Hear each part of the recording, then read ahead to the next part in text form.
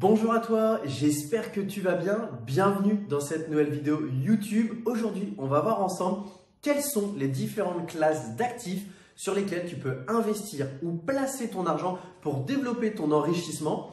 C'est tout ce qu'on va voir ensemble juste après l'introduction. Je te souhaite un très bon visionnage.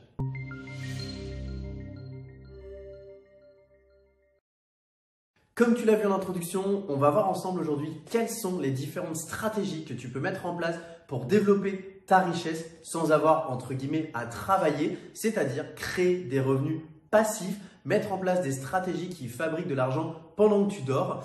Et oui, aujourd'hui ce n'est pas quelque chose d'utopiste, c'est quelque chose qui existe, mais à une condition, de les utiliser correctement. Alors, comme je te le disais, qu'est-ce qu'une classe d'actifs? Qu'est-ce qui aujourd'hui te rapporte de l'argent? C'est justement le fait d'utiliser un véhicule d'enrichissement sur lequel tu vas venir déposer ton argent et qui, pendant que tu es, par exemple, comme là en train de tourner une vidéo YouTube, pendant que tu es en train de manger, de dormir, de faire ce que tu veux, eh bien qui fructifie et qui crée de l'argent.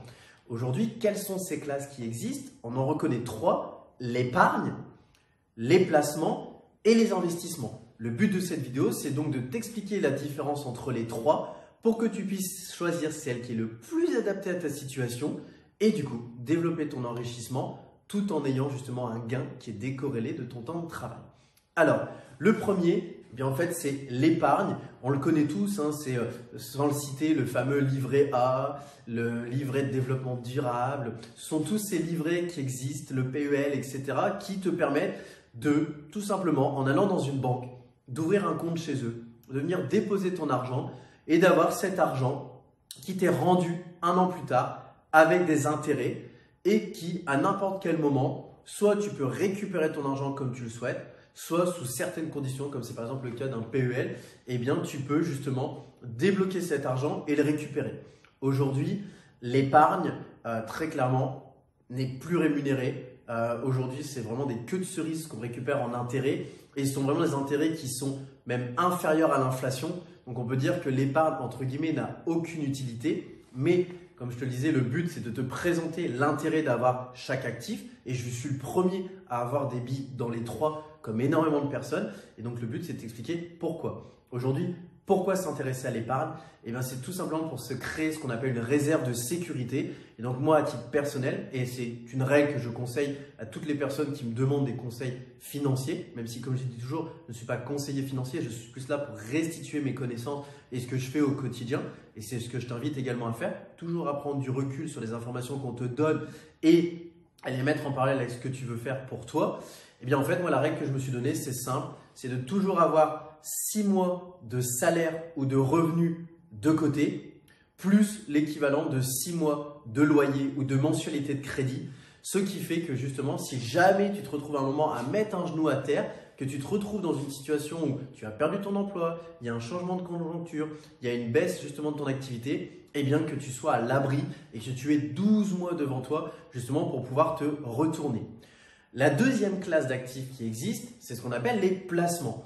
Le but des placements, en fait, finalement, c'est un petit peu comme l'épargne, c'est de se dire je vais déposer mon argent quelque part, donc je vais le déposer en bourse, je vais le déposer sur des comptes titres, des PEA, je vais le déposer également sur des contrats d'assurance vie, sur des contrats dans des parts de sociétés civiles immobilières, de même de placements immobiliers, des SCPI, et cet argent va fructifier beaucoup plus que de l'épargne, mais en échange, cet argent est bloqué pendant une certaine durée et quand je voudrais le reprendre, eh bien, je devrais payer de la fiscalité sur les bénéfices qui ont été engrangés. Aujourd'hui, les placements, pour certains, n'ont jamais été autant rémunérateurs que sur les 10 dernières, sur les 20 dernières, sur les 50 dernières années. Mais c'est toujours quelque chose qu'il faut prendre avec parcimonie. Pourquoi ? Parce que quand on place son argent, ce n'est pas juste je le mets sur un bout de papier, je signe un rendement et c'est tout. Non, il faut aller voir plus loin que ça et il faut s'intéresser à sur quoi repose le placement. Le placement en bourse repose sur une société. Est-ce que la société dans laquelle je vais investir, dans laquelle je vais prendre des parts, justement dans laquelle je vais placer mon argent, est une société qui a de l'avenir, qui est sur un marché dynamique, qui au contraire est déjà bien plus haute que ce qu'elle vaudrait? et donc du coup il ne faut surtout pas y aller. C'est des choses qu'il faut savoir analyser. Pareil, je vais placer sur des parts de société civile en placement immobilier, des SCPI, eh bien je me retrouve dans une situation où est-ce que le bien ou les biens qui composent la SCPI sont qualitatifs, est-ce qu'ils sont bien placés, est-ce qu'ils ont été bien achetés. C'est tous des facteurs en fait qu'il faut regarder parce que finalement, effectuer un placement, c'est comme devenir associé dans le projet, mais avec très peu de parts. Mais indirectement, on est responsable des décisions qui sont prises par les personnes beaucoup plus hautes et c'est pour ça qu'il faut savoir l'analyser. Aujourd'hui, mon discours avec le placement, il est simple. C'est quelque chose vraiment à faire quand on est dans une dynamique où, entre guillemets, on n'a pas besoin de cet argent. Et c'est ce que je vais te présenter à la fin de vidéo. C'est le schéma justement de répartition entre épargne, placement et la troisième classe d'actifs qu'on va voir qui est l'investissement. Aujourd'hui, le placement, c'est vraiment à faire quand on a de l'argent, entre guillemets, qui est stocké, qui ne sert à rien et qu'on veut laisser travailler avec une rémunération plus forte que de l'épargne.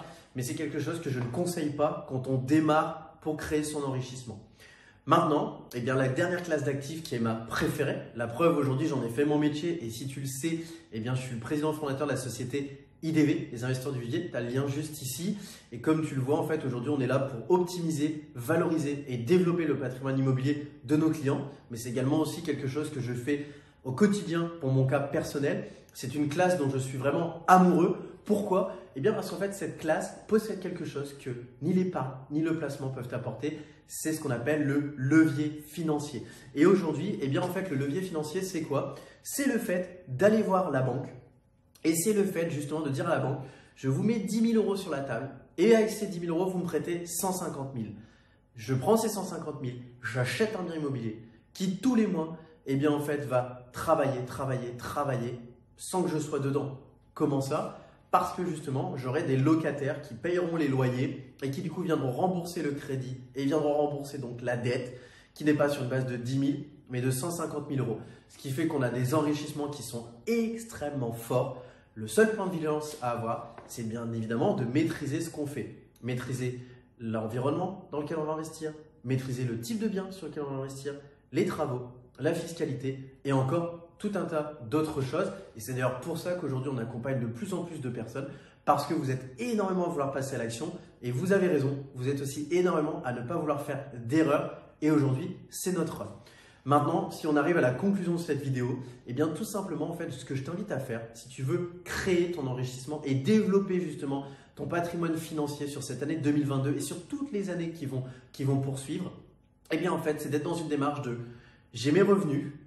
À partir du moment où j'ai mes revenus, eh bien, je prends une partie pour vivre et une partie que j'épargne.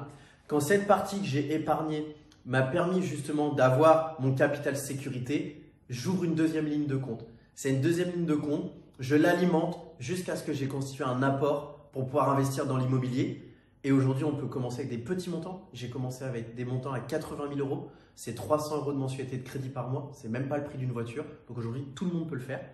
Et une fois que j'ai constitué cet apport, hop, je mets en place mon projet immobilier qui va travailler. Et une fois qu'il a rapporté une somme psychologique que je m'étais donnée, eh bien je le vends. Et cet argent-là, eh bien j'en fais trois choses. Une partie pour me récompenser, une partie pour réinvestir et une partie, eh bien une nouvelle fois, pour augmenter mes réserves de sécurité. Et si tu arrives vraiment à développer ce schéma, eh bien tu vas te retrouver dans une situation où tu vas avoir revenus, épargne, investissement, placement. Et on a vraiment un cercle qui est extrêmement vertueux. Et c'est aujourd'hui ce que je m'applique à moi-même et qui fait que peu importe mon revenu, je ne vis pas avec cet argent-là. Je vis uniquement avec mes revenus immobiliers et mes revenus en bourse. Voilà, et bien écoute, j'espère que cette vidéo t'a plu. En attendant de te retrouver pour une prochaine vidéo, je t'invite vraiment à laisser un pouce bleu et à t'abonner. Et je te souhaite de très bons investissements et de très bons placements. Ciao!